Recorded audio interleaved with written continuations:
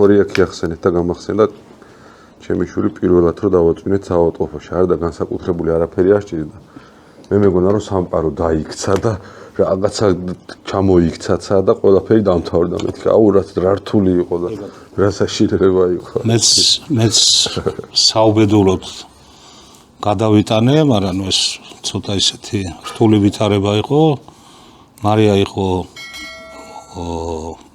6 თვის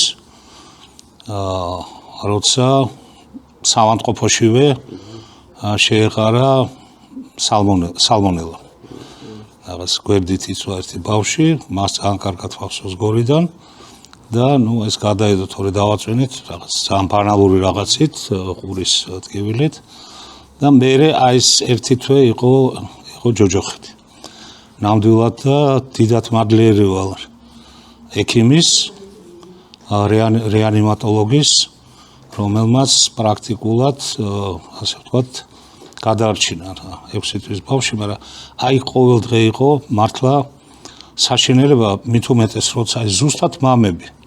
იმიტომ დედები იყვნენ ბავშვებთან, ხო, იქ იმაში. ან ინტენსივურში, ან პალატაში, ან რეანიმაციაში და ასე შემდეგ. და აი ეს მახსოვს ძალიან კარგად, როგორ საბედნიეროდ არ იყო ასე ვთქვათ ეს მასიური, რამოდენი მამა როგორ დააკლდა აი ამ ჯგუფს, მამების ჯგუფს, ხო და ეს ძალიან და რო იკითხები და სად არის ვთქვათ გურამი და აღარ არის, წავიდა. ეს იყო ნამდვილად მძიმე. და ნუ ნებისმიერი რა თქმა უნდა ბავშვის საავადმყოფობა ეს საკმაოდ რთული მომენტია.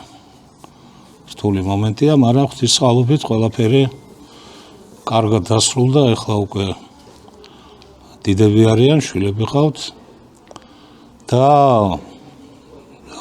უფალს ვევედრებით რომ ჯანმრთელად იყვნენ ისინიც შვილიშვილებიც ნუ ჩვენს გარკვეულწილად ასე რომ ძალიან კარგად მესმის თქვენ